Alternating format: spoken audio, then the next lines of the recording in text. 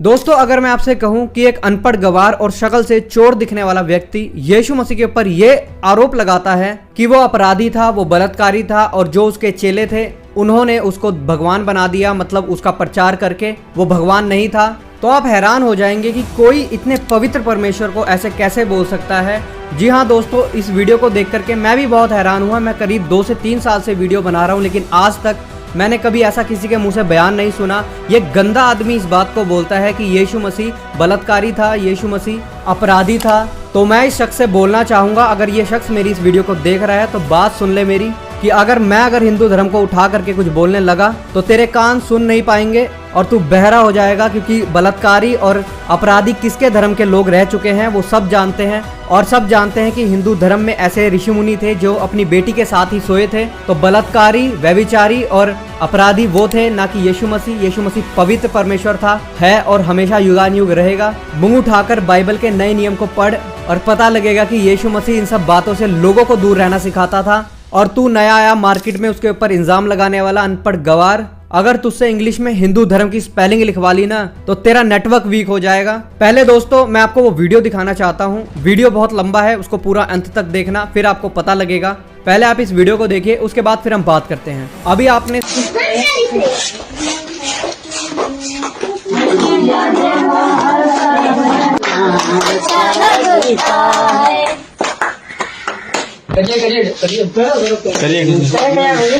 अरे वो लोग चलता है।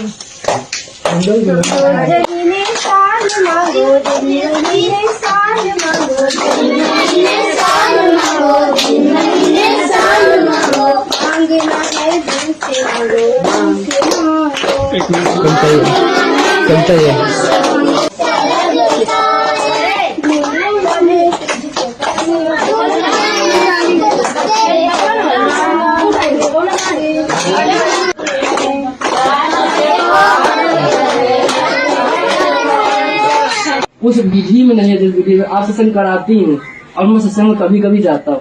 मैं कभी नहीं करवाती सत्संग, ये पहला सत्संग। तो बिना कराए आप ट्रेन हो गया है? नहीं तो मैं बता यहाँ अचानक से पहला दिन है, पहले दिन में सुबह आपकी बुद्धि उठी और मेरी बात सुनिए। हम कानपुर में मेरा मायका है, वहाँ पे सत्संग होता है जी। तो वहाँ पे हम 1-2 बार गए हैं, तो हमें थोड़ी सी नॉलेज होगा इसलिए हम करवा रहे हैं। और आप क्या जानते हैं, आपने अभी बोला कि हम सत्संग में हैं, हाँ है, मैं अपना वीडियो फोटो सब दिखा सकता हूँ। तो दिखाइए। और जैसे हम लोग मिलते हैं तो राम राम करते हैं। चलिए मैं जो करूँगा उसका जवाब देना, अगर आप इससे हो तो। चलिए ठीक है, अगर हमें पता तो बिल्कुल देंगे ना? हाँ, अगर पता तो देंगे, नहीं चलिए ठीक है। जय यीशु। जय यीशु वाला मेरे हमारे में नहीं होता। ये तब होता है जब आप पूरा ये सब उतार देंगी, ये जो टीका और ये चूड़ी पहने हुई है, तो ये दूसरा इसके नहीं, तो इसके बाद जो है नहीं, तो दूसरा वाले का रास्ता यही है, कोई तीसरा रास्ता नहीं है। और फिर इसके बाद आप जब किसी मिलोगे तो जय यीशु ही बोलोगे। और ये कोई कुरान, गीता या जो है कोई और ग्रंथ नहीं रखा हुआ है, ये आपका इसको पढ़ो और पढ़े तो खूब टिक लगाए हो, इसमें चारों तरफ ये देखो, ये टिक लगाए हो, कहाँ गया रुको दिखाता हूँ, ये। और ये बाइबल है, और बाइबल किसी दूसरे का नहीं है। नहीं तो सत्संग से क्या तरीके का होता है ना? नहीं तो सत्संग बस वो आप हमको जो समझा रही हैं ना, हम समझ रहे हैं। अब हम भी जो समझा रहे हैं वो आप समझ रहे हैं। बस खाली दूसरों को समझाने की कोशिश न करो, खाली आप हमें समझाओ। तो हम बस इसीलिए आए हैं कि हम जानना चाहते हैं यहाँ कैसे होता है, और हम कुछ नहीं जानना चाहते। यहाँ कभी नहीं होता, वहाँ से बता रही पहला चक्कर है। तो ये आप हिंदू धर्म में पैदा हुई थी, ठीक, और दुर्भाग्य से आप रिश्तेदार बनी किसी और की, जो कि ईसाई थे नहीं, बन गए। और फिर आप उनके चक्कर में आप ईसाई बन चुकी हैं और उनके रास्ते पर चल रही हैं। आप अंगीकार कराती, अंगीकार का क्या अर्थ होता है मुझे पता, और जय यीशु का क्या अर्थ होता है ये भी मुझे पता है, क्यों होता है ये भी पता है। तो मैं यही बता रहा हूँ कि आपको तो सब पता है, तो उसमें और ना बताओ हमें। बस इतना जानिए कि आप अपने धर्म से भटक चुकी हैं और आप गलत दिशा में जा रही हैं। और थोड़ा बहुत लोभ लालच और इसको आने से, ये करने से घर में दारू छूट जाएगी, चित्र बना सकते हो, देख सकते हो, उनमें विश्वास न छोड़ के, उसमें विश्वास नहीं करके आप जा रहे हो एक अपराधी बलात्कारी जिसको कील से मरवा दिया गया था, इतना बड़ा अपराध किया था उसको कील से मरवाया गया। तब जो उसके कुछ अपराधी साथी थे उन्होंने उसका सपोर्ट किया, उसको भगवान बनाया, तब जाके आज वो ईसाई धर्म बना। वो पहले से भगवान नहीं था, पहले से वो भी सब एक ही आर्यवर्त में पैदा हुए थे। अब आप उनके नक्शे कदम पर जाके और यहाँ के मोहल्ले वालों को बुला के, आपको पता है कि आपका आगे भविष्य क्या होगा? आपका आगे भविष्य ये होगा कि आप एक प्लस के चिन्ह में बन जाएंगे और जो चूड़ी और साड़ी पहन के बैठी हो ना, ये सब आप छोड़ दोगी। और जो लड़कियां आज ये कलावा पहनी है, ये भी आप सारी पद्धति भूल जाओगी और एक ईसाई पद्धति में बन गई हो आप लोग। और आप इसका जो प्रचार कर रहे हैं ये उचित नहीं है। आप धर्म छोड़ चुकी हैं। क्या मैं गलत कह रहा हूँ? नहीं, गलत नहीं, गलत कह रहा हूँ। हाँ या नहीं? बस नहीं, गलत नहीं कह रहे हैं। हाँ या नहीं? हाँ या नहीं? नहीं, आप नहीं गलत बोल रहे हैं। हमने सच बोला है ना सर, एक एक पॉइंट सही बोला है ना। अगर मेरी बात सुनिए, कितने दिन में धर्म बदला जाता है आदमी का? ये तो भाई आप जाने, हम तो हिंदू हैं। नहीं, तो आपने बिगड़ जाने कैसे आपने कह दिया कि बिगड़ इतने दिन में धर्म बदला जाए? ये बताइए, आप जो 10 साल से 20 साल बताएंगे। मेरी बात सुनिए आप पहले, जो 20 साल 10 साल सर्कल में वो लोग आप जानते हो, आप जैसे लोगों का दिमाग जब उनसे मिलता है तो आप जैसे लोगों का दिमाग उस व्यक्ति की तरह चल जाता है जो नेटवर्क मार्केटिंग में आके कहता है कि दाढ़ी आने से पहले गाड़ी आएगी और पति बनने से पहले करोड़पति बनूंगी। तो आपको और उन नेटवर्क मार्केटिंग वालों को समझाना बड़ा मुश्किल होता है, क्योंकि आप ना सिर्फ एक चीज आपके दिमाग में भूसा जैसा भर गया है कि हिंदू धर्म में रह के ऐसा होगा वैसा होगा, वहां जाने पर ये होगा वो होगा।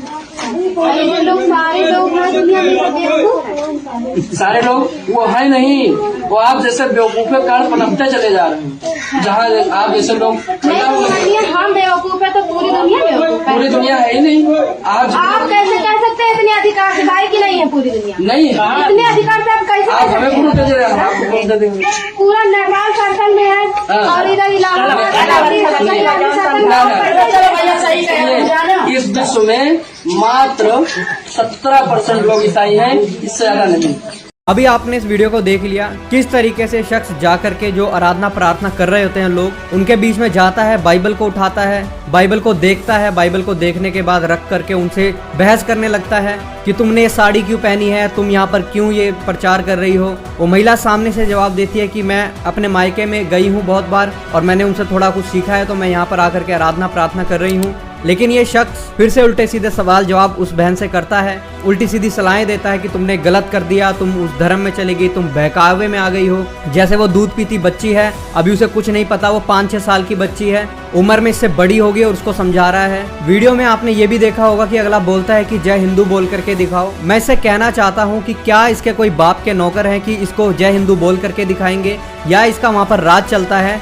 अगर इसको बोलना है जय श्री राम बोले, जय हिंदू बोले, जय हनुमान बोले, जो मर्जी बोले, लेकिन इसको किसने अधिकार दिया कि आ करके किसी मसीह को ये बात बोले कि जय हिंदू बोल करके दिखाओ? वो खुद की इंडिविजुअल चॉइस है, वो बोले ना बोले। हाँ, अगर ये बोलता जय हिंद बोल करके दिखाओ तो जरूर बोलते, और हम भी बोलते हैं इस बात को। अगर बोलता जय भारत बोल करके दिखाओ तो बिल्कुल सही बात है, हम बोलेंगे। लेकिन ये कौन होता है कि ये बात बोले कि हम जय श्री राम बोले या जय हिंदू बोले? फिर उसके बाद ये शख्स वही बात पर आ जाता है कि यीशु मसीह तो ऐसा था वैसा था, उसको किलो पे इसीलिए झगड़ा गया कि वो अपराधी था, बलात्कारी था। मतलब ये नशेड़ी कौन सा नशा करके आया है और कौन सी पुस्तक के अंदर इसने ये बात पढ़ी है, कौन से यूट्यूब चैनल पर इसने ये बात देखी है, जरा मुझे बता तो दे। हालांकि तारीफ बनती है उस बहन की जो सामने बैठी थी, उसने ना तो जय हिंदू बोला और ना ही इसकी बात को लेकर के कोई सहमति दिखाई। प्रभु का धन्यवाद, जो प्रभु पर विश्वास करते हैं वो इन जैसे टूचे लोगों से नहीं डरते।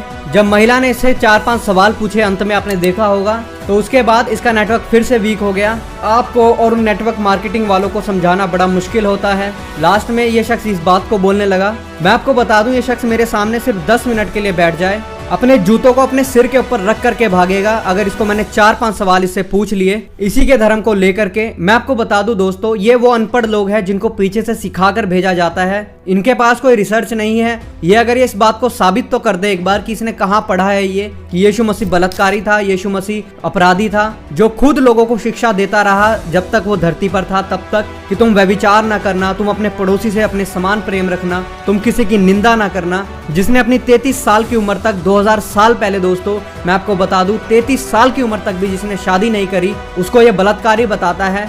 सिर्फ 5 मिनट लगेंगे। अगर मैंने 5 मिनट भी इनके धर्म के ऊपर थोड़ी सी भी रिसर्च की तो पता नहीं कितने सारे बलात्कारी निकल करके आ जाएंगे। लेकिन हम कभी भी इस बात को नहीं बोलते हैं, ना ही हम इन सब बातों को लेकर के इनके धर्म के ऊपर कभी उंगली उठाते हैं। आप हमारी वीडियोस के अंदर जा करके देखें, हमने कभी आज तक ऐसी कोई बात नहीं बोली। लेकिन इसको किसने अधिकार दिया कि ऐसे क्रिश्चियनिटी को मजाक बनाए, ऐसे यीशु मसीह का मजाक बनाए और इतनी गंदी शर्मनाक बात बोले यीशु मसीह को लेकर के? ये बात तो बिल्कुल भी सहन योग्य नहीं है। बाकी दोस्तों आप इन सब बातों पर क्या सोचते हैं जरूर कमेंट बॉक्स में लिख करके बताएं। हम अपने चैनल से आपके लिए हमेशा ऐसी वीडियोस लाते रहते हैं, तो अगर आप हमारे चैनल पर नए हैं जरूर चैनल को सब्सक्राइब कर लें। मिलते हैं फिर किसी और वीडियो के अंदर, तब तक के लिए सबको जय मसीह की। प्रभु आपको बहुत